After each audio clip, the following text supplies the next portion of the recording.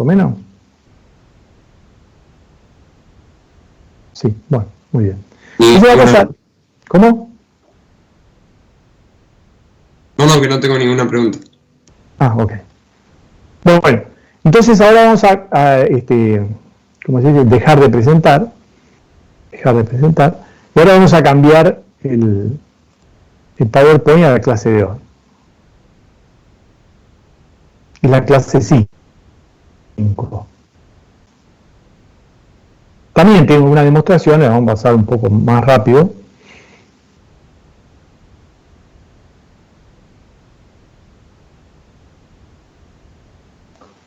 Ah, no lo ves al puntero. Bueno, eso le... Gracias que estás como invitado, Marcelo. Estás como invitado puede ser porque te metiste con el teléfono. Puede ser que te hayas metido no con el mail del campus. O puede ser que te hayas metido con la app. Bueno, no sé si comentamos acá, para garantizar o para tener la mayor probabilidad de que ustedes vean lo que yo marco con el cursor y con la lapicera, tendría que meterse con PC, no con teléfono. Segundo, tienen que cargar el Microsoft Teams y arrancarlo. Cada vez que meten el link, lo arrancan, dice arrancar el Microsoft Teams, ¿verdad? Y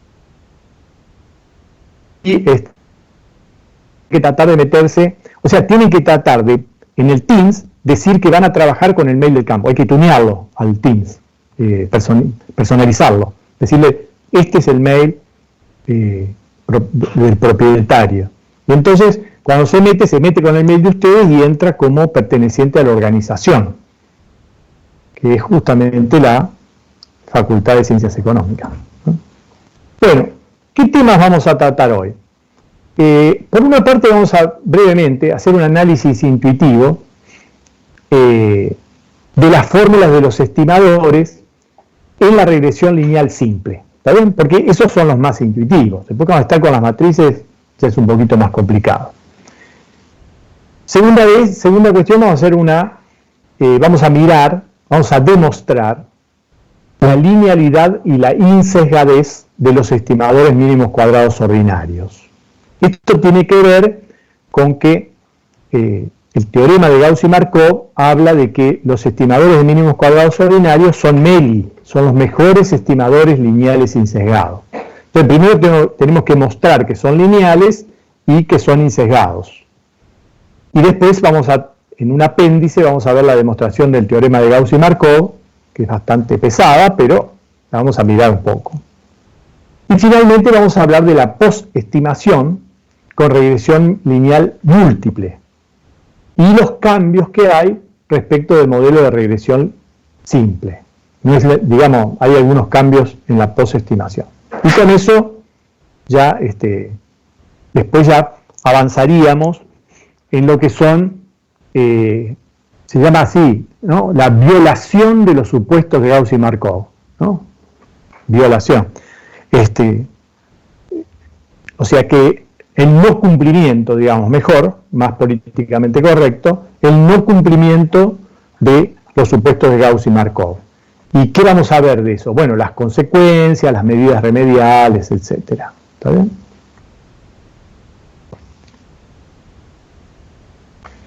Muy bien. ¿Qué es lo que quiero decir con respecto al análisis intuitivo de las fórmulas de los estimadores en la regresión lineal simple? Bueno, acá están las fórmulas. Estas son, ¿verdad? Entonces, fíjense, beta 2 sombrero sería la pendiente de la recta de regresión. En primer lugar, vemos, ¿verdad?, que la fórmula tiene la sumatoria de las x centradas por las y centradas dividido la sumatoria de las x centradas al cuadrado.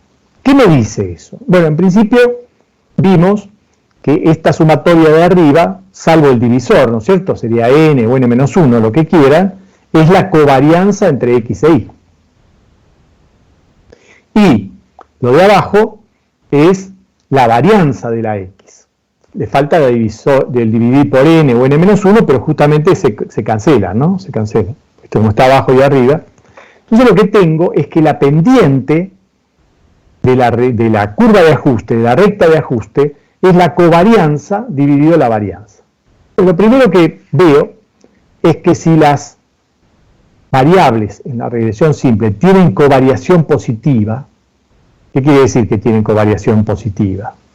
Que cuando una está por encima de la media, en general la otra también está por encima de su media, y que cuando una está por debajo de su media, la otra también está por debajo de su media. Eso da una covariación positiva, ¿verdad? Entonces, como la varianza es siempre positiva, el signo de la pendiente, es decir, si la pendiente va subiendo o va bajando, se lo da la covarianza entre ambas variables. Es una primera cuestión. La segunda cuestión es que evidentemente no es lo mismo hacer la regresión de la y contra la x que la regresión de la x contra la y. ¿Por qué? Porque si yo estoy haciendo la regresión de la y contra la x, que es lo que siempre hacemos, tengo esta fórmula.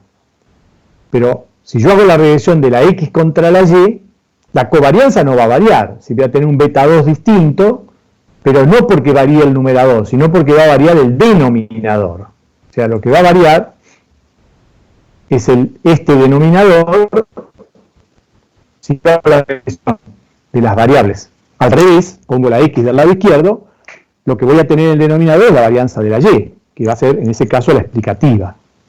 Entonces, esto es interesante porque muchas veces uno se pregunta si es lo mismo, ¿cierto? Si los valores son los mismos de regresar la x contra la y o la y contra la x. No, lo son. ¿Está bien? Bien. ¿Qué otra cosa más? Bueno, algo más intuitivamente que podríamos decir es que teniendo, ¿no es cierto?, a veces lo hemos preguntado en algún examen, en lugar de dar muchos datos de las variables, le damos la covarianza y la varianza, ¿no? Entonces ustedes ya podrían con eso calcular beta 2 sombrero. ¿Ven?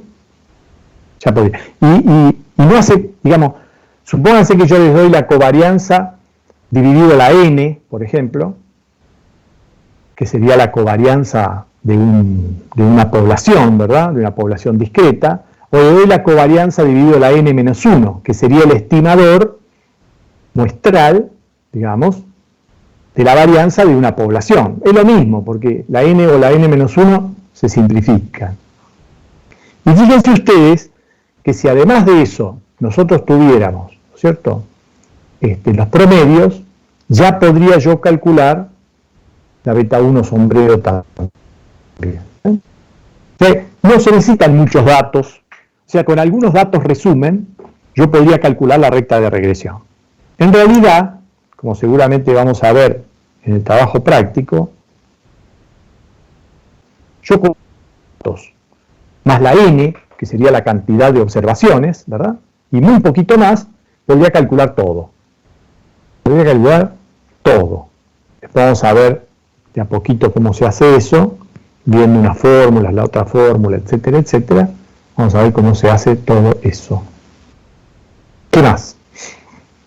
Bueno, respecto de beta 1 sombrero, la fórmula de beta 1 sombrero me dice que yo tengo que usar beta 2 sombrero. O sea que necesito la pendiente. Pero una vez que ya la calculé beta 2 sombrero, que la tengo, esa fórmula me dice que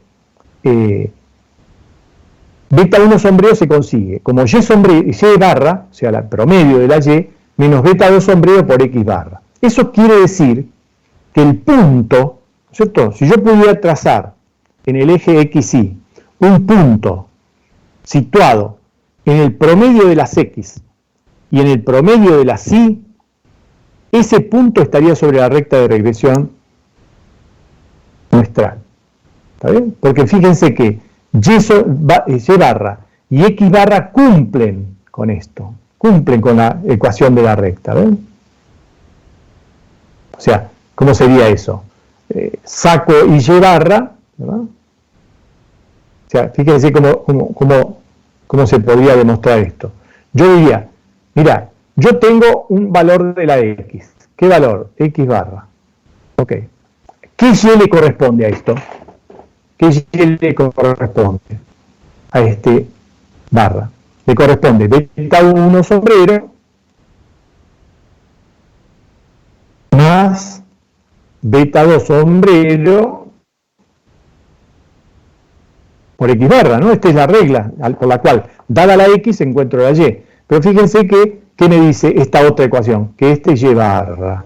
Quiere decir que el punto, digamos, en el plano XY, marcado por X barra y Y barra, pertenece a la recta de la regresión. O sea que yo, digamos, bastante fácil como yo podría, teniendo, una vez que tengo un punto, que más necesito, la pendiente, ¿verdad? Y nada más. ¿Okay? Bien. ¿Qué más? Vamos a las varianzas ahora. ¿Qué sería la varianza de la beta sombrero? ¿Qué tanta incertidumbre tengo sobre la beta sombrero? Es decir, ¿qué tanto me cambia la beta 2 sombrero cuando yo voy haciendo sucesivas muestras, ¿no es cierto? Esa era la historia. La distribución en el muestreo era imaginarse que uno toma diferentes muestras de la población y calcula diferentes beta 2 sombrero. Y la varianza es qué tanto se dispersan esos beta 2 sombreros. Mientras menos se dispersan, tengo un estimador más eficiente. ¿Y de qué depende la eficiencia de ese estimador? Es decir, la varianza de beta 2 sombrero. ¿De qué depende? Bueno, en primer lugar depende de la dispersión de la perturbación. Si la perturbación es muy dispersa, eso va a hacer que el beta 2 sombrero se estime en una forma poco precisa. ¿Ven? Va a hacer crecer la sombrero. Voy a tener un estimador poco eficiente. Entonces, ¿eso qué me indicaría, digamos? Como ustedes recuerdan que nosotros en la U, ¿qué tenemos? Todo lo que no está, ¿verdad? Todo lo que no está específicamente en el modelo. Quiere decir que mientras más variables explicativas tenga yo, en principio, menos varianza va a tener beta 2. Porque si yo meto variables explicativas, las meto en la perturbación por no incluirlas específicamente en el modelo, bueno, sigma cuadrado de U va a ser probablemente mucho más variable. Y lo otro que es importante es ver este divisor. Fíjense que yo voy a estimar en una forma mucho más eficiente, más precisa, por decirlo de alguna manera, ¿no? A beta 2 sombrero, en la medida que la variable explicativa tenga movimiento. O sea, digamos, el movimiento de la perturbación me perjudica, pero el movimiento de la explicativa me ayuda. Está centrada la explicativa, pero no importa. Mientras más se mueve alrededor de la media, más grande es este número y como está dividiendo, más pequeña es la varianza de beta 2 sombrero. ¿Verdad? Bien. Fíjense también que la varianza de beta 1 sombrero está relacionada con la otra, porque toda esta parte es la varianza de beta 2. O sea que, en parte, es como que ambas están relacionadas, ¿verdad? Mientras mayor es la varianza de beta 2, mayor será también, de beta 2 sombrero, mayor será también la varianza de beta 1 sombrero, ¿verdad? O sea, están relacionadas. Pero además tiene un multiplicador, bueno, este es ambiguo. ¿En qué sentido? En que tiene la sumatoria de los x sub i al cuadrado, ¿verdad? Pero además tiene n en el dividiendo. Entonces, este n crece con la cantidad, con la muestra. Mayor muestra, ¿verdad? Mayor n. Y este de arriba también crece con la mayor cantidad de observaciones, porque son más cuadrados que se suman, ¿no? Y uno podría pensar que que podrían en parte compensarse, aunque en realidad como esto está al cuadrado, probablemente lo que diga es que esto sea mayor que 1, ¿verdad? Este multiplicador sea mayor que 1, en principio, ¿verdad? O sea, es como que la variabilidad de la beta 1 es mayor en principio que la variabilidad de la beta 2, ¿no? Intuitivamente, usando un poquito de intuición matemática, ¿ok? Y la otra cosa que, bueno, y lo último, la covarianza entre beta 1 y beta 2, hoy vamos a ver dónde se ve la covarianza, ¿no? Beta 1 sombrero y beta 2 sombrero, como que no son independientes entre sí, ¿no? Y fíjense que yo tengo, este es el producto, menos x media por varianza de beta 2. Este siempre tiene signo positivo, porque es una varianza. Tiene signo positivo. El menos tiene signo negativo, es un menos 1 que está allí. Y x media puede tener signo positivo o negativo. Pero cuando nosotros hacemos regresiones económicas, ¿verdad?, en general, la x tiene signo positivo. Entonces su promedio también va a ser positivo. Es raro, salvo que yo esté tomando la variable en logaritmos, ahí puede ser. Pero si yo estoy tomando como la x los ingresos siempre positivos. Salarios, digamos, ¿no? Entonces, en general, fíjense que va a predominar la covarianza negativa. ¿Está bien? ¿Por qué? Porque este menos está a estar multiplicando a esto que siempre es positivo y a esto que en general es positivo. Bueno, y eso son intuiciones, llamémoslo así, que se pueden hacer de estas fórmulas. Me quería comentárselas. El que hace este tipo de análisis es Gujarati, ¿no? Lo que pasa es que Gujarati habla tanto, digamos, es tan largo el libro y va por tantos temas que a veces se pierde un poco. Entonces yo quería señalárselos para que los tengan en cuenta. ¿Alguna pregunta?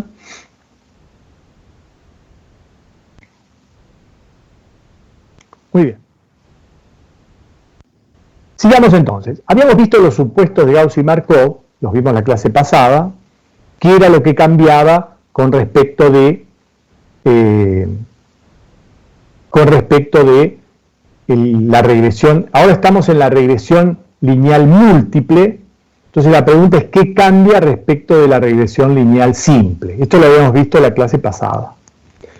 Vimos que lo que cambiaba es que ya no hablo de variable determinística, porque hay muchas variables. Entonces más simple es hablar de que la matriz X de los datos es determinística. Además, como voy a hacer todo matricial, viene bien. Y lo que tengo que pedir también es que sea de rango completo. Acuérdense que la matriz X es una matriz rectangular. O sea, la cantidad de columnas es mucho menor que la cantidad de filas. ¿Bien? Entonces, porque n siempre es mucho mayor que k. Entonces, el rango siempre adopta el valor mínimo de las dos dimensiones en una matriz rectangular, ¿verdad? ¿Por qué? Porque dice, el rango es la cantidad de filas y columnas linealmente independientes. Entonces, bueno, ahí tengo que tomar el caso menor. Entonces, el rango completo va a ser tener rango K. Es decir, que todos los datos, las columnas de los datos, sean entre sí linealmente independientes. Bueno, todo lo demás era bastante igual. Tenía que haber esperanza nula del término de error o perturbación, y entonces esto que era la esperanza de U sub I igual a 0 para todo I se transforma en que el vector de perturbaciones, porque ahora vamos a trabajar con vectores, tiene su esperanza. ¿Acá qué pasó? No lo cambié yo. A ver si estoy en el correcto. Discúlpenme.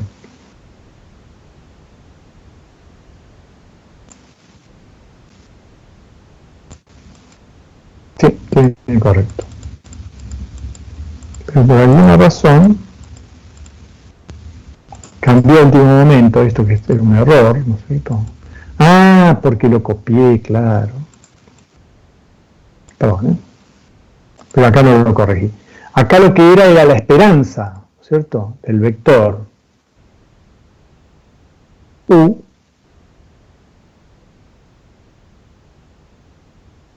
es igual al vector nulo de dimensión n, porque la dimensión del vector u es n. Bueno, y los supuestos 4 y 5, que los expreso igual que los había expresado antes, pero si sumo de que ahora estoy el 3, el 4 y el 5, lo puedo expresar de la siguiente manera, que el vector u se distribuye, ¿no? Se distribuye como con media 0, con media vector nulo de dimensión n y matriz de varianzas y covarianzas sigma cuadrado de u por la identidad de orden n. ¿Se acuerdan? Que lo vimos que la matriz de varianzas y covarianzas de la u era una matriz de n por n, pero si yo suponía que todas las varianzas eran iguales y que todas las covarianzas eran nulas, se convertía en una matriz que se llama diagonal. Mejor dicho, se llama matriz escalar. Es una matriz que solo tiene elementos no nulos en la diagonal y además todos sus elementos son iguales. Y entonces sale afuera, puedo sacarla afuera, ese número, ese valor, y me queda ese valor que se llama sigma cuadrado de la u multiplicado por la identidad de orden n. Y esto lo vamos a usar ahora, justamente, cuando entramos en las demostraciones.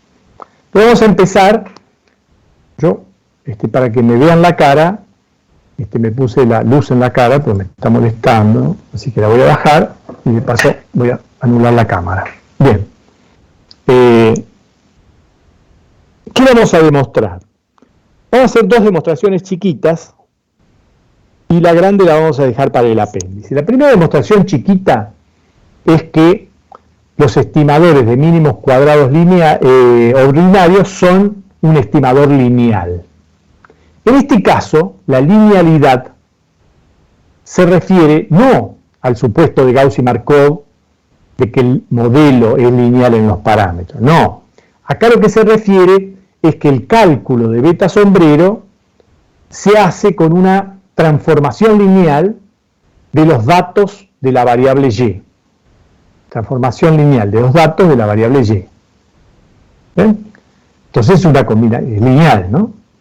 Fíjense, recuerden que la fórmula para encontrar beta sombrero era que beta sombrero era igual a x transpuesta por x a la menos 1 por x transpuesta por y. Pero, como la x es determinística, toda la matriz esa, x transpuesta por x a la menos 1 por x transpuesta, yo la puedo, es una matriz, ¿verdad? Yo la puedo, compactar en una sola matriz que le llamo A. Y es una matriz determinística, ¿verdad? Esa matriz, x transpuesta por x a la menos 1 por x transpuesta, ¿verdad? Es una matriz determinística. ¿De qué dimensión es esa matriz A? A ver si la pueden deducir a partir del resultado beta sombrero. Acuérdense que beta sombrero es k por 1. Y de y, que y es n por 1. Entonces, ¿qué dimensión tendrá A?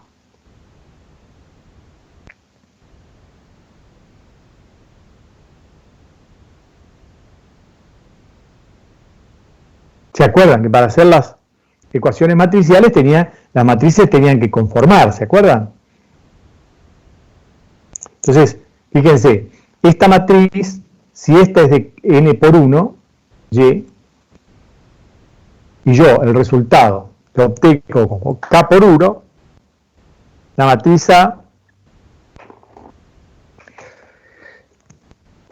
tendrá que ser, me dio un estornudo. La matriz A tendrá que ser sí o sí de k por n, ¿no? K por n multiplicado por n por 1 da k por 1. Bueno, y es determinística, eso es lo importante, ¿está bien? Digo, para que se acostumbren a estas fórmulas con matrices, que hay, y va a haber muchas veces es conveniente familiarizarse viendo si puedo deducir las dimensiones de lo que hay ahí, ¿no? Por ejemplo, ¿cuál sería la dimensión de x transpuesta por x a la menos 1? ¿Verdad? Hacer k por k. Y de x transpuesta, k por n. Bien. Entonces, ¿cómo demuestro que se trata de estimadores insesgados? Bueno, tomo beta sombrero. Fíjense que beta sombrero es igual a A por I. Eso lo demostré acá arriba, ¿no? Simplemente llamándole a todo lo que estaba delante. Y viendo que es una matriz determinística, eso va a ser importante. Entonces expreso la Y como X beta más U, que será la fórmula, y hago la distributiva. Entonces me queda AX beta más A por U. Pero ¿qué pasa?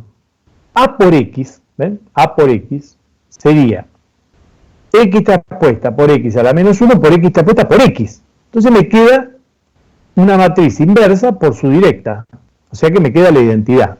Entonces A por X por beta, me queda identidad por beta, y la identidad no se pone, entonces tengo beta nada más. Y sumado me queda A por U. O sea, X transpuesta por X a la menos 1 por X transpuesta por U. Pero le llamo A eso, ¿no? Por U. Ahora, ¿qué pasa? Como A es determinística, ¿verdad? Cuando yo tomo la esperanza de beta, o la esperanza de beta, estoy tomando la esperanza de beta más A por U.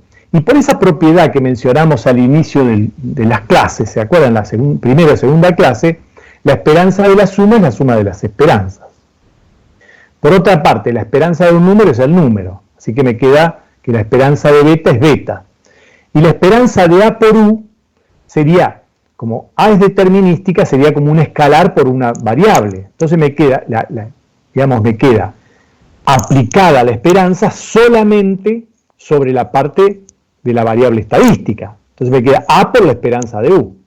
Pero como nosotros tenemos como supuesto, ¿bien? Supuesto 3, ahí está, acá abajo dice, ¿no? Supuesto 3, que la esperanza de U es 0, el segundo término me queda igual al vector nulo. Y entonces me queda que la esperanza de beta sombrero es igual a beta. Acá está la demostración de la insesgadez de los estimadores mínimos cuadrados ordinarios, ¿no? Fíjense qué interesante que yo puedo demostrar que un estimador es insesgado de forma analítica, ¿no es cierto?, basado en un par de supuestos, siendo que nunca voy a hacer el experimento de hacer la distribución en el muestreo. Sería tomar infinitas muestras, etcétera, etcétera. Entonces, la demostración de la insesgadez se hace en forma analítica.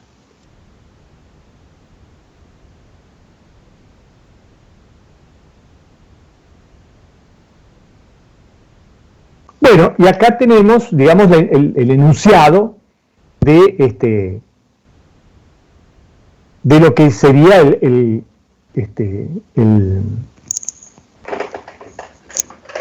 teorema de Gauss y Markov, que habla de mejores estimadores lineales insesgados.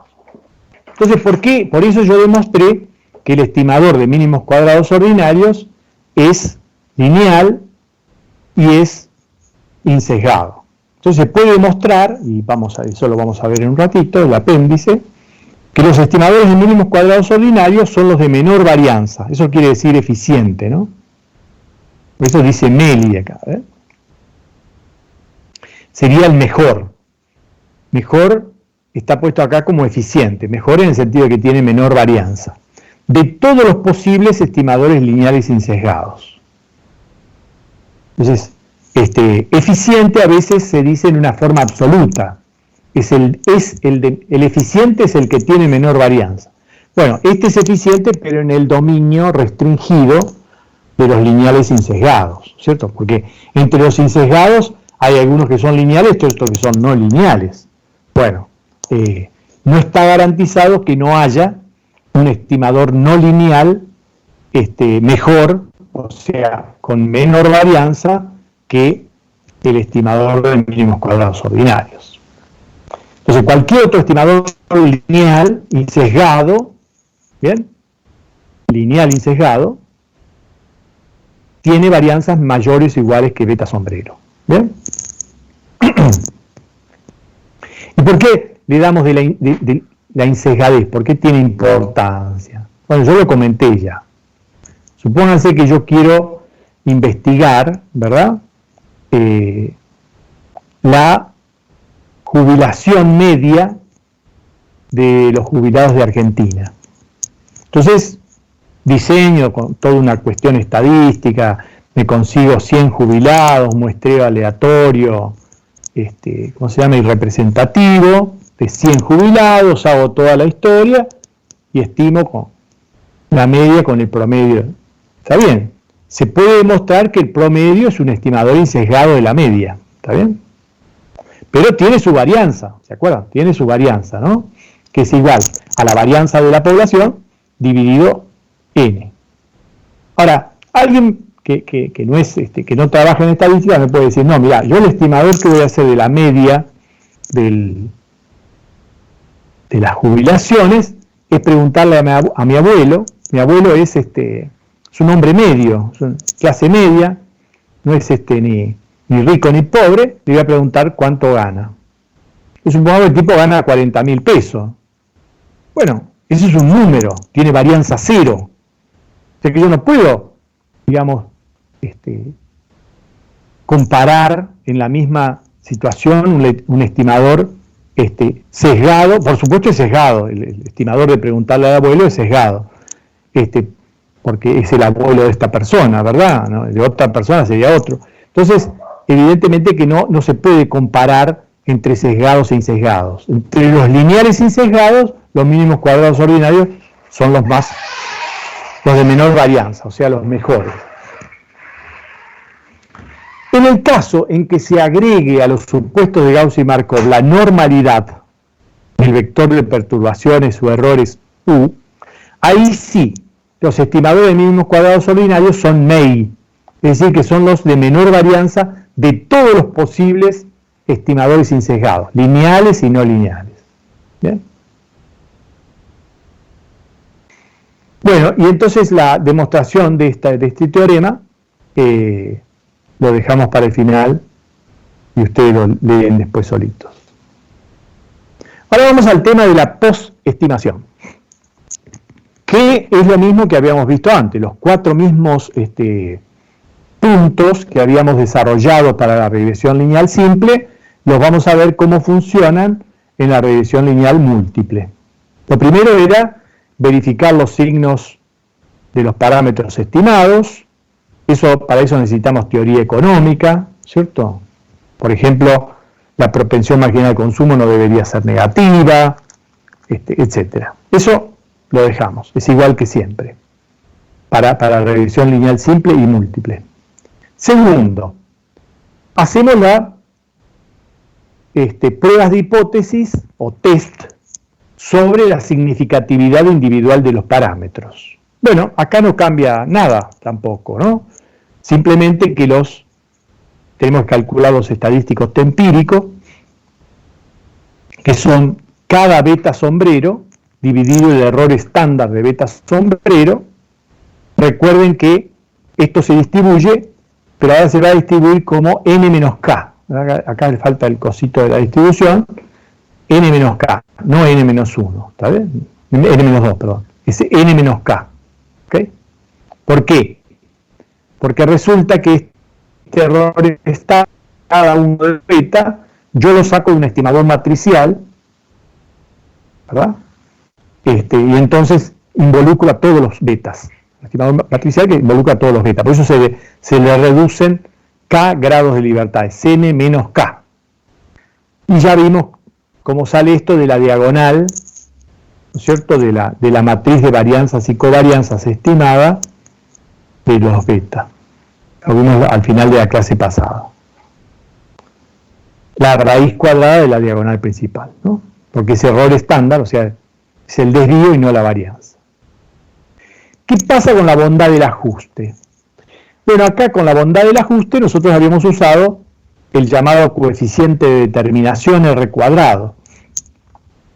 Habíamos visto que el R cuadrado tenía la interpretación de la variabilidad de la Y explicada por la regresión dividida la variabilidad total de la Y, que es igual a 1 menos la variabilidad no explicada sobre la variabilidad total, porque la variabilidad explicada más la no explicada sumaban 1, sumaban la variabilidad total, perdón, y que eso se podía calcular, vimos las fórmulas, como 1 menos la sumatoria de los residuos al cuadrado, dividido la sumatoria de los I chiquita al cuadrado, o sea, de las I centradas al cuadrado.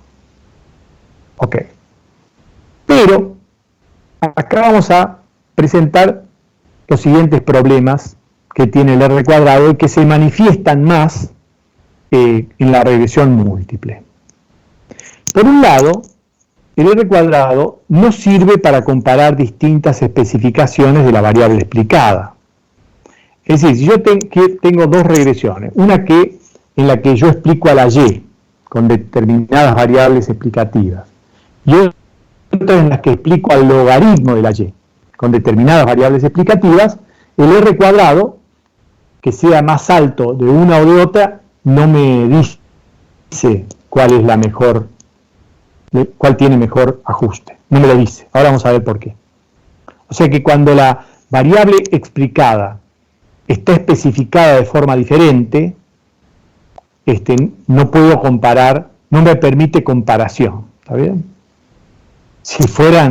Si las variables explicadas estuvieran especificadas de la misma forma, sí, elijo la regresión que tiene el máximo R cuadrado y chao. Segunda parte. El R cuadrado es sensible al número de variables explicativas. Es decir, cada vez que yo agrego una variable en la regresión, como ahora es múltiple, puedo agregar variables, siempre mejora el R cuadrado. ¿Por qué? Porque un poquito, aunque sea, añade de explicación, ¿no? Por más que la variable no tenga casi nada que ver, digamos, siempre, aunque sea infinitésima, en el margen siempre agrega algo. Entonces, si uno se guiara por el R cuadrado, metería un montón de variables. Entonces, eso no es conveniente. En tercer lugar, los valores de R cuadrado son altos, experimentalmente, ¿no es cierto?, empíricamente, son valores altos para las regresiones con serie de tiempo, porque la serie de tiempo tiene cierta correlación, autocorrelación entre ellas, tiene como cierta inercia, y eso genera que los R cuadrados sean altos. Mientras que las regresiones de corte transversal tienen R cuadrado bajos. Entonces, ahí hay un problema, ¿no es cierto? O sea, siempre en general las regresiones de serie de tiempo nos van a parecer buenas porque van a tener un R cuadrado alto, y siempre las regresiones de corte transversal nos van a parecer malas con el R cuadrado porque tienen R cuadrado bajos. Tercer problema. Y el cuarto problema es que si el modelo no incluye intercepto, el R cuadrado ya no va entre 0 y 1. Y entonces no me sirve para valorar. ¿Está bien? No me dice un porcentual de ajuste, digamos.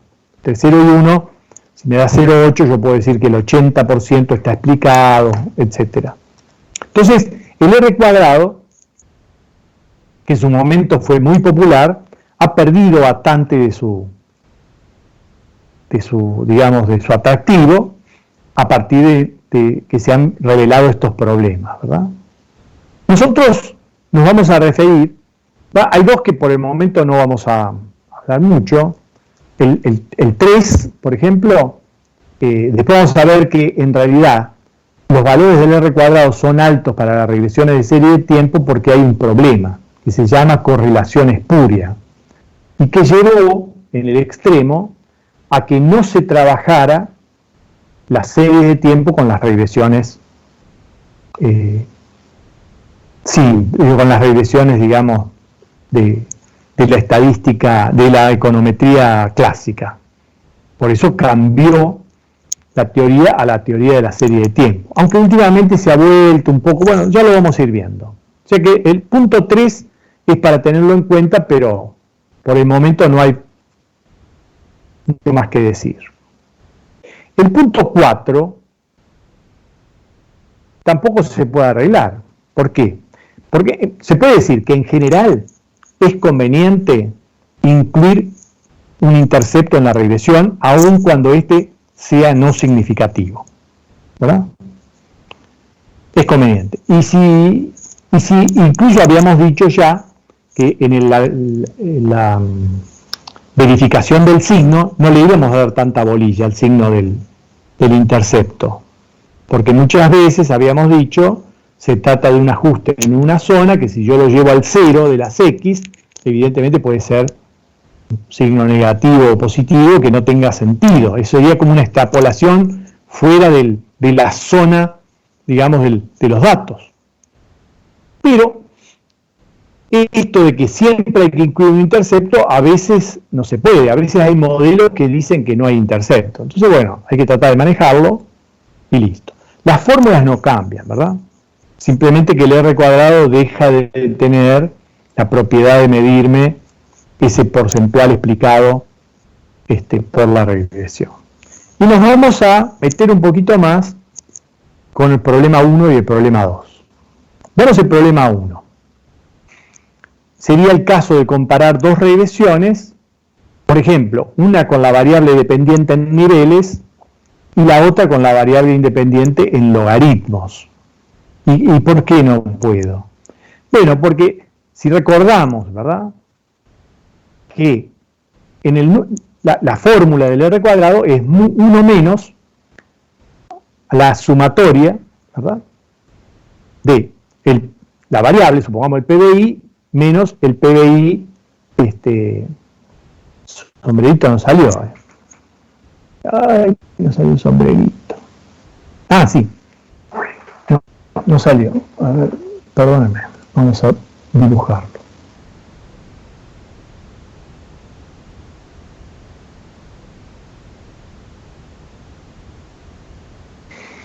¿Cómo era? Era la sumatoria de los U sombrero al cuadrado. Pero el U sombrero es PBI menos PBI sombrero, por ejemplo, si estamos hablando del PBI. ¿Ok? Y abajo tenía el PBI, la sumatoria de la Y centrada al cuadrado. O sea, PBI menos PBI media al cuadrado. Ahí la media está, hay una rayita. Ahora, ¿qué pasa si yo tengo la regresión en logaritmos? Bueno, como la regresión está en logaritmo, la variable y ahora es el logaritmo del PBI.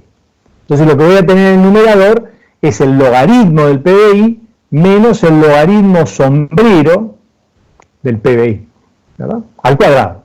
Y en el denominador voy a tener el logaritmo del PBI menos la media del logaritmo del PBI. Entonces fíjense que este R cuadrado da diferente aun cuando yo se lo aplique a la misma regresión. O sea, al tomar las variables empíricas así en niveles y tomarlas en logaritmos, el cociente cambia. No es lo mismo,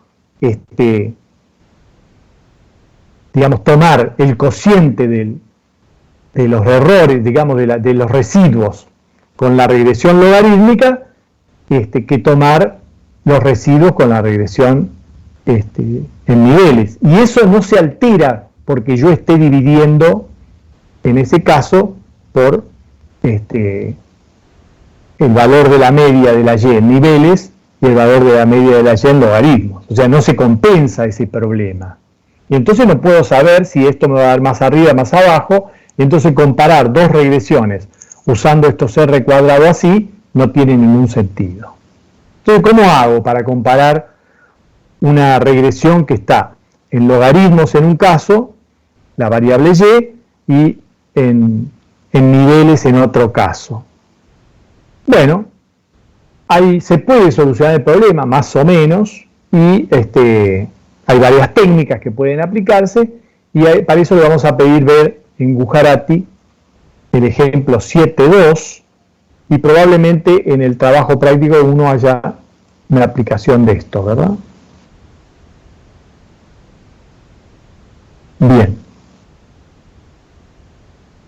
¿Entendió más o menos, Silvana? ¿Camila?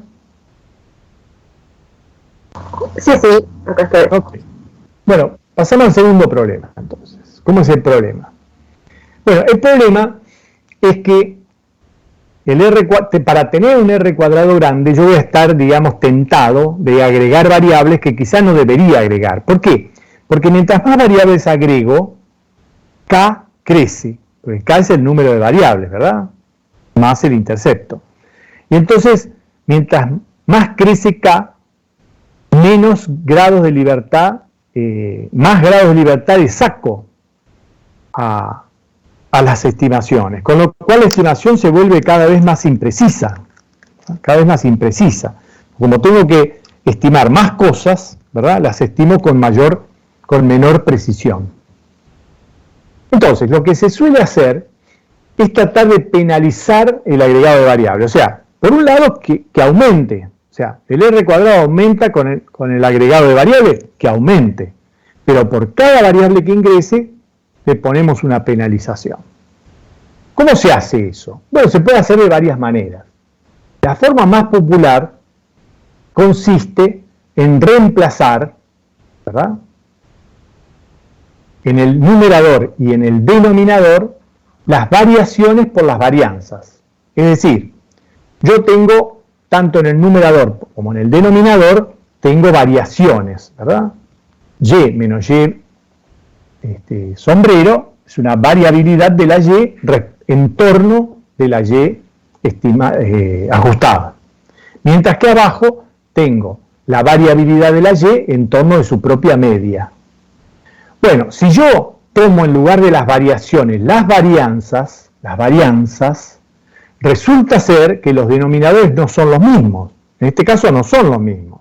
¿Está bien? ¿Por qué? Porque cuando yo tomo acá la media, ¿verdad?, como la media, yo estoy gastando, por así decir, un grado de libertad para calcular el promedio, ¿no?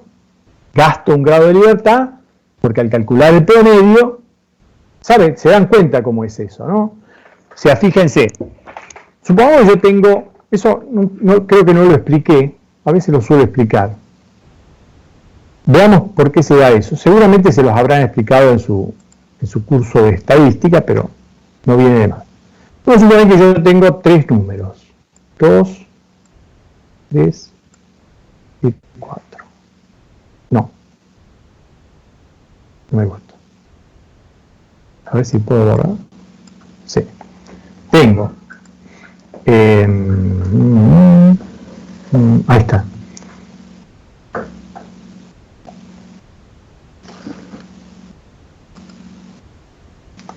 Tengo. Estoy pensando en más. 2, 3, 4 y 5. Ahí está. 2, 3, 4 y 5. ¿Está bien? Entonces tengo 4 observaciones, tengo 4 grados de libertad. ¿Ok? Ahora supongamos que yo calculo el promedio. Promedio sería 3,5, ¿verdad? X raya es igual a 3,5. ¿Bien?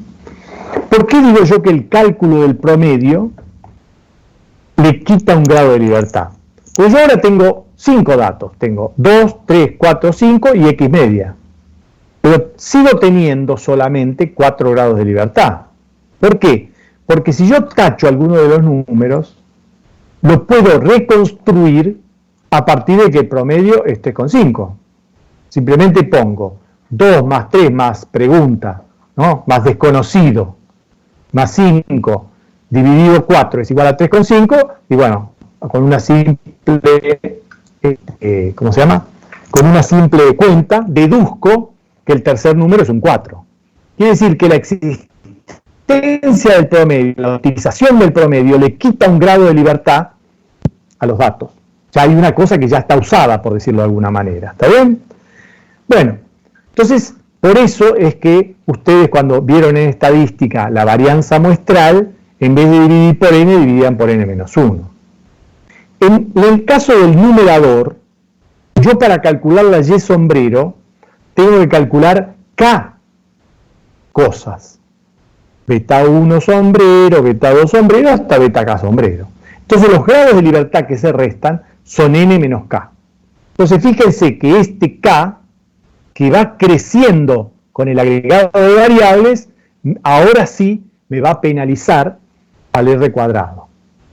Bueno, no es tan sencillo de ver, pero se podría hacer un pequeño ejemplo numérico. Siempre el R cuadrado, barra, se llama R cuadrado ajustado, siempre va a ser más chiquito que el R cuadrado común, ¿verdad? Y a medida que hago crecer K, cada vez crece más. Disminuye más. O sea que ese K, por un lado, el agregado de variables me mejora el R cuadrado, pero al calcular el R cuadrado ajustado, lo penalizo. ¿Bien? Bueno, por supuesto existen otras formas posibles de penalizar. Esta es una que se le ocurrió a alguien y funciona y se volvió popular, pero Bujarati comenta que existen otras formas posibles de hacer la penalización.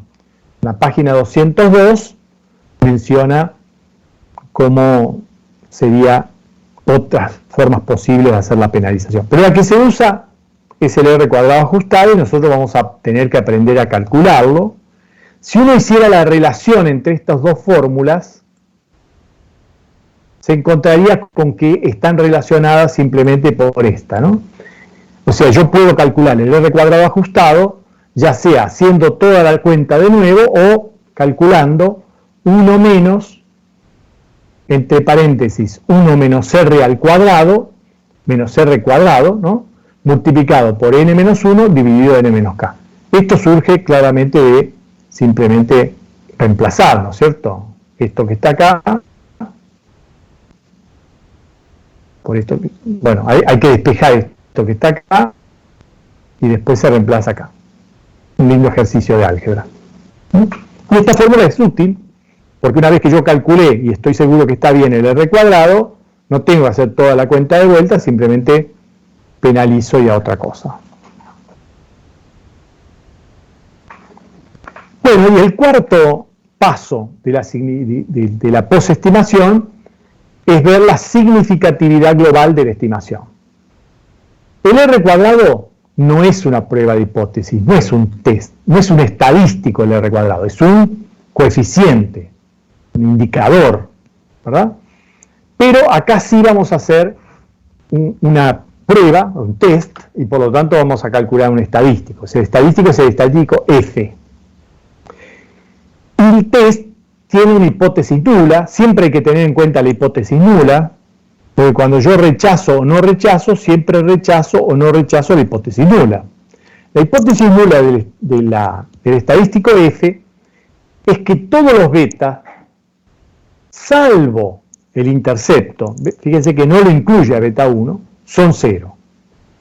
Dicho en criollo, querría decir que las variables que yo puse no explican a la Y.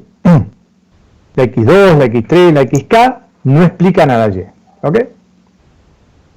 La hipótesis alternativa, bueno, no sería que sí la explica, porque podría haber algunas que explican y otras que no. Entonces la hipótesis alternativa acá es que existe algún beta, alguno de ellos, que es distinto de 0. O sea que hay por lo menos uno que tiene poder explicativo. El cálculo del estadístico F lo vamos a ver en detalle la clase que viene, pero por el momento sepan que se puede calcular en base al R cuadrado, ¿no? Se calcula como en el numerador R cuadrado dividido 1 y en el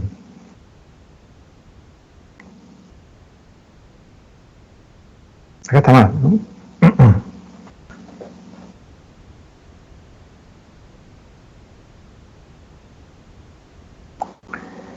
Esto es K, no es 1, es K. R cuadrado sobre K menos 1, en realidad, K. Entonces, esto que taché, así, es K menos 1. Lo voy a corregir, K menos 1. Después vamos a explicar por qué. En realidad tiene que ver con que yo estoy proponiendo que K menos 1 parámetros son iguales a 0. Entonces, acá los grados de libertad del numerador son K menos 1. Corrijan ahí. Pues yo les voy a mandar la corregida. Y el denominador se puede calcular como 1 menos R cuadrado dividido los grados de libertad de este denominador, que son N menos K. N menos K. O sea que es un estadístico, se distribuye como un estadístico F de Snedeker, que le puso F al estadístico, a la distribución que calculó en homenaje a Fisher, con grados de libertad en el numerador K menos 1 Está mal eso que dice 1. K menos 1 y en el denominador N menos K. O sea, los divisores, ¿no? ¿Se acuerdan ustedes que nosotros vimos que en el caso de una sola variable explicativa, las pruebas F y T eran equivalentes? Bueno, en el caso de la regresión múltiple ya no es así, ¿verdad?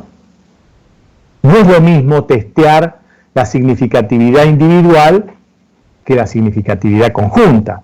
En el caso de la regresión simple, sí, porque la hipótesis nula en la regresión simple, como tengo una sola variable, sería que beta 2 es 0, que es la misma hipótesis nula que el estadístico T. Pero acá, en la regresión múltiple, yo estoy proponiendo que todos los betas son 0. Salvo el beta 1 no lo pongo a prueba, pero todos los betas que están asociados a variables explicativas son 0. ¿Y por qué no es igual testear la significatividad individual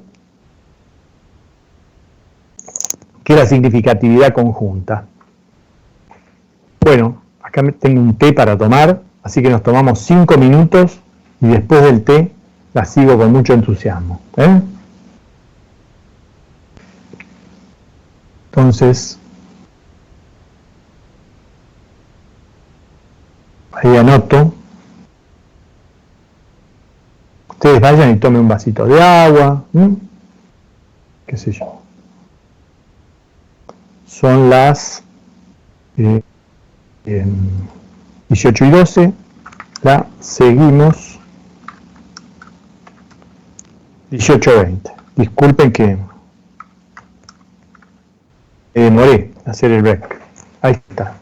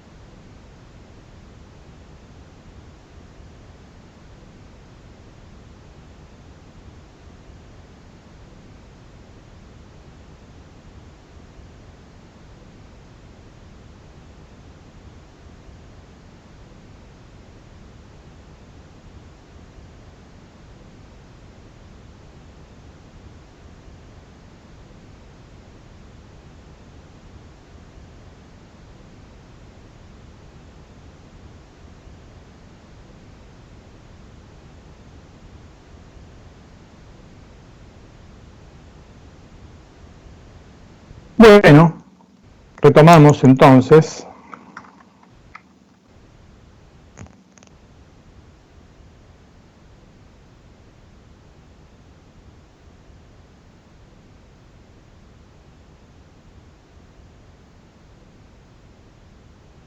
Habíamos planteado las correcciones, estas voy a hacer en el F. ¿Por qué no es lo mismo testear, probar la significatividad global que la significatividad individual? No es lo mismo ver los test T de cada uno de los beta, digamos, de los beta, y listo. No, no es lo mismo. ¿Por qué? Bueno, yo siempre doy un ejemplo que no tiene nada que ver con la... ¿Me están escuchando, no? Digo, no chequeé eso. ¿Se escuchan? ¿Sí, no? Sí, se escucha, Julio. Ok, entonces, doy un ejemplo que no tiene nada que ver, pero que ayuda a recordar, ¿no? La idea. Supónganse que ustedes tienen un equipo de trabajo que hace una determinada tarea y viene una auditoría para ver si los integrantes de ese equipo están realmente capacitados. Y agarran a cada uno de ellos y le hacen hacer todas y cada una de las tareas que se realizan en la oficina. Y encuentran con que la verdad que ninguno sabe hacer todas las tareas. En realidad cada uno sabe hacer una tarea, dos como máximo. Y sin embargo, quizá, entonces eso llevaría a plantear que no sirven, digamos, ¿no? Sin embargo, quizá como equipo son muy eficientes. Entonces, no es lo mismo ver la significatividad individual que ver la significatividad global. No es lo mismo ver la eficiencia personal que la eficiencia de un grupo de trabajo. Digamos, conceptualmente es la idea. Lo que pasa es que, desde un punto de vista estadístico, no tiene nada que ver, ¿vale? ¿Dónde está, digamos, esta historia de la significatividad individual y la global? La diferencia está en la covarianza de los estimadores. Y este ejemplo que yo tomo de Peter Kennedy, una guía a la econometría, se llama así el libro. Si alguno tuviera acceso a una versión en castellano, agradecería, porque yo solo tengo en inglés y entonces a veces para pasar eso es más complicado, ¿verdad? A la gente para leer en inglés le cuesta un poco más. Fíjense, aquí están los valores de beta 1 y beta 2, ¿no? Digamos, estos son los valores en este punto y, digamos, se muestran los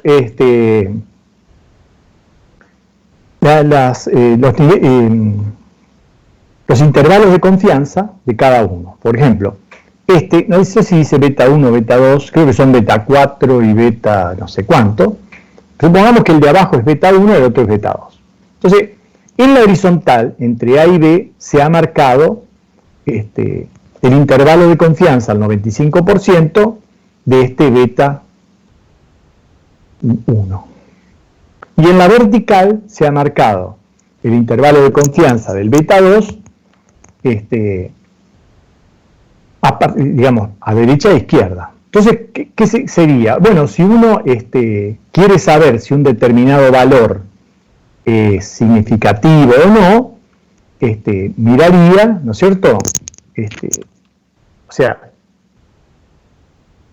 esos niveles de confianza me determinan un área rectangular, que sería este rectángulo que está trazado, ¿verdad? Entonces uno mide, digamos, el intervalo de confianza horizontal, el intervalo de confianza vertical, que es el de beta 1 y beta 2, habíamos dicho.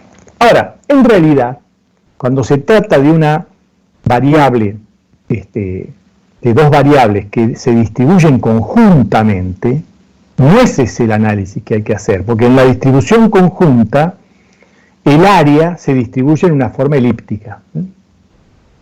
Entonces, fíjense que no es lo mismo. Sería, digamos, el área de confianza, pues ya no es intervalo, sino área de confianza del 95%. Acuérdense que lo que yo tengo acá es como una especie de campanita, ¿verdad? Deformada porque, digamos, en el sentido vertical es más ancha que en el sentido horizontal, y voy haciendo cortes, ¿verdad?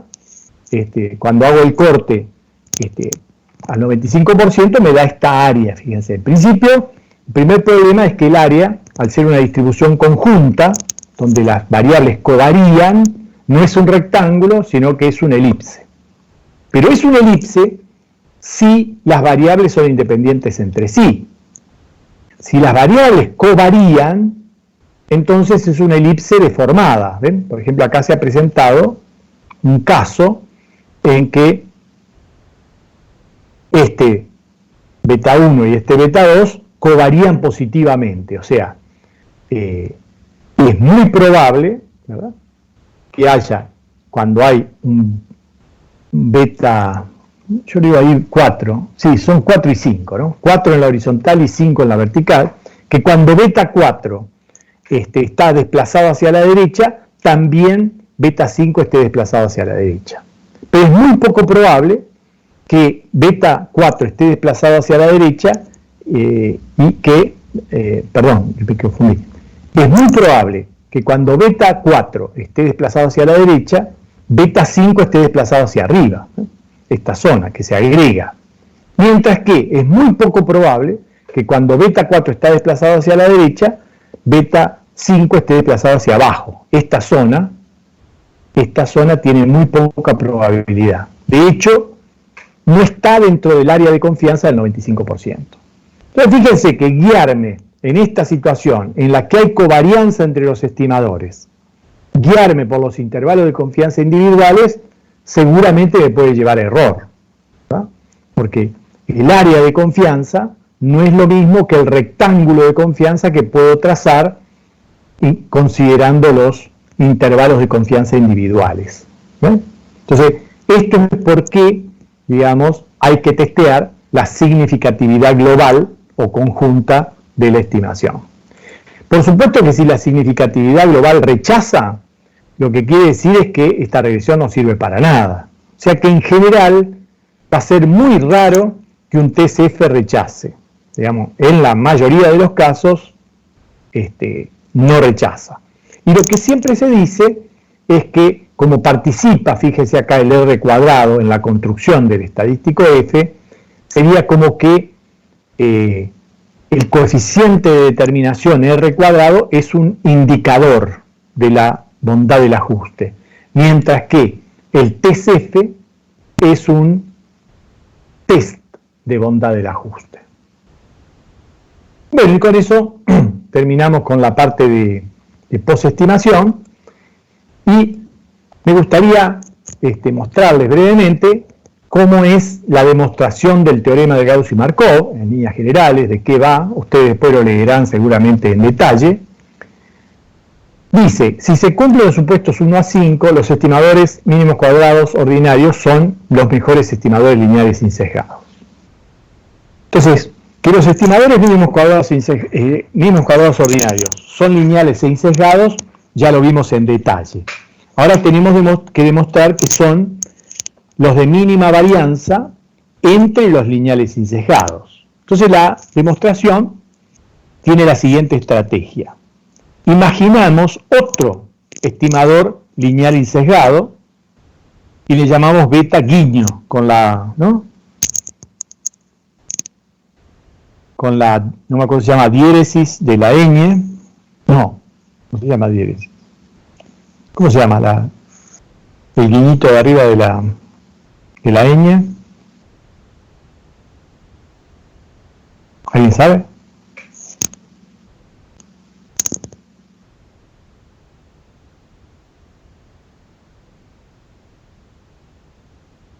Bueno, mi mujer sabe porque es licenciada en letras, pero no está ahora. ¿Nadie sabe cómo se llama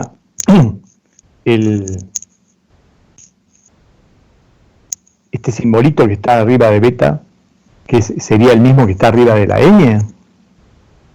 Silvana, ¿no sabes? Sebastián.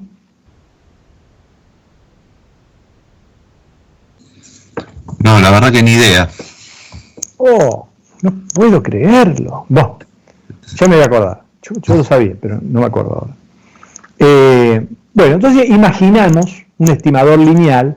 Fíjense que nosotros, para mostrar que beta sombrero era un estimador lineal, habíamos dicho que se representaba por A por Y, ¿se acuerdan? La matriz A por Y. Bueno, a esta le llamamos B por Y, que B es distinta de A, ¿verdad? Tiene que ser distinta de A, y no tiene que ser, bueno, y se podría expresar a B como A más C, o sea, A cambiada, con una cosa que sea distinta de una matriz nula, ¿no es cierto? Para que B sea una matriz distinta de A, C tiene que ser distinta de la matriz nula. No importa qué matriz sea, pero tiene que ser distinta. Entonces, bueno.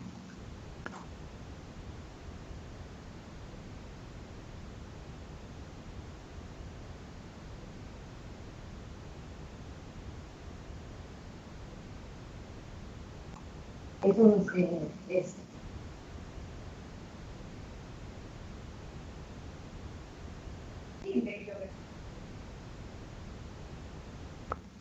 Bueno, sigamos. Entonces, voy a considerar que beta guiño es A más C por Y. Y entonces voy a decir, como es insesgado, voy a hacer toda la demostración de la insesgadez y voy a llegar a la conclusión de que para ser insesgado, C por X tiene que ser la matriz nula. Voy a llegar a esa.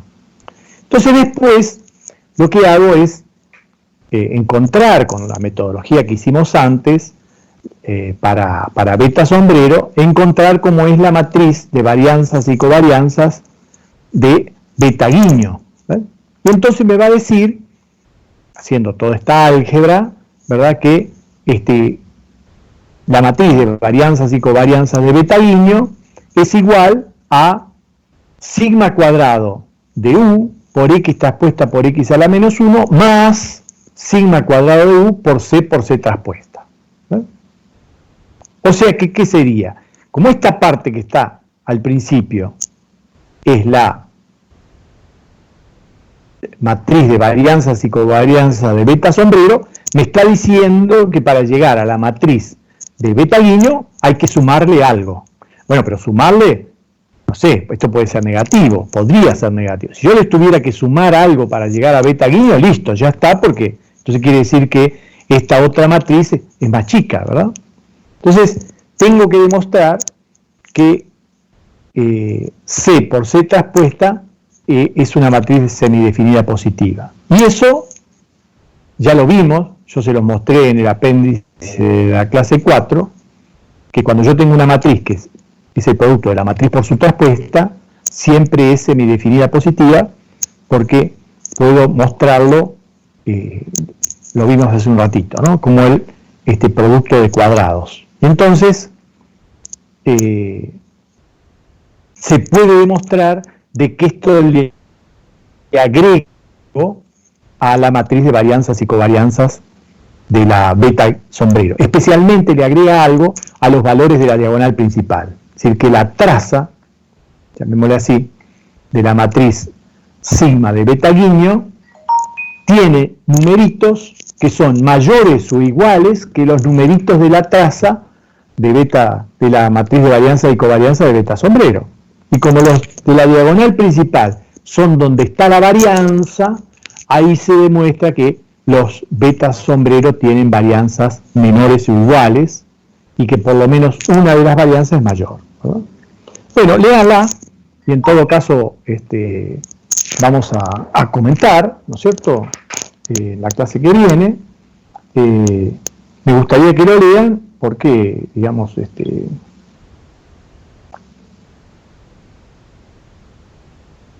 acá me llama tilde lo de la, ¿cómo se llama?, de la ñ, la rayita de la ñ, ¿no?, que no es una rayita sino una vigorita, y también se llama virgulilla.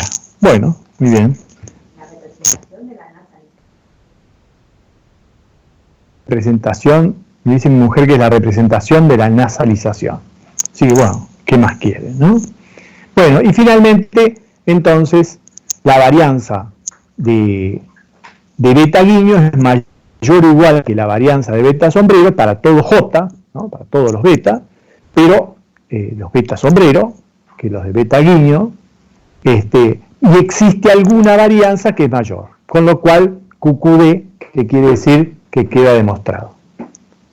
Bueno, esta demostración, véanla, forma parte, digamos, de los contenidos, pero bueno, no va para seguirla en detalle acá en la virgulilia, ahí dice Gianluca, muy bien, muy bien. Bueno, ¿alguna consulta sobre estos contenidos? ¿Algo que comentar? ¿Cómo va el tema de R? Porque mañana, a las 9, van a trabajar con R. O sea, ya directamente la práctica de la regresión simple, que creo que ya está subida, o la van a subir en breve, va a ser con R. Entonces, coméntenme cómo, Gianluca, cómo va la cosa, a ver cómo estamos. Hagamos una apuesta en común. Camila, Silvana, Lucas, Gianlucas, Marcelo, Mariana, Manuel, ¿cómo viene la mano? Ulises, que está como invitado. Queriendo. Pero se instaló el R, ¿lo instalaste? Sí, ¿no? Sí. Lo instalaste. ¿Viste el video? No lo vi. No, todavía no. Mal Lo hecho. instalé, pero no lo vi. Mal hecho. Por supuesto no hiciste el script. Muy bien, a ver, alguien que haya instalado y visto el video. Sí, Bien. yo, Julio, lo instalé. ¿Quién sos? Sebastián. Ah, No, lo instalé y vimos el video con un compañero, tiramos los scripts. Por ahora va todo bien, por suerte. bueno, Es bastante parecido a Ibius en algunas cosas. No a Ibius, a MATLAB. A MATLAB, sí, es muy parecido a MATLAB, sí. No hay mucha historia ahí, ¿no? Después es práctica, ¿no? Hay que practicarlo, eso todavía no practicamos mucho. Muy bien. ¿Alguien más? Las chicas, a ver. Mariana.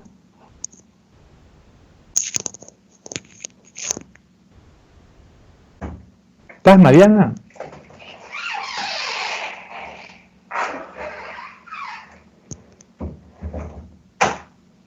Sí, ¿no? Mariana dejó la PC prendida y se fue. ¿Qué pasó? Cecilia. Silvana no vio los videos. Bueno, no, tienen que verlos hoy, esta noche, sin falta, porque ya mañana empiezan a trabajar. ¿Está bien? Bueno, muy bien. Así no pierden el tren. No se duerman porque es ahora cuando pueden aprovechar, ¿no? Estamos sin exámenes, etcétera. Hay que aprovechar ahora para adelantar. Bueno, gente, mañana entonces nos vemos y luego probablemente esté Breno y yo probablemente el martes. Así que muchas gracias y buen fin de semana. Buen fin de. Buen fin de.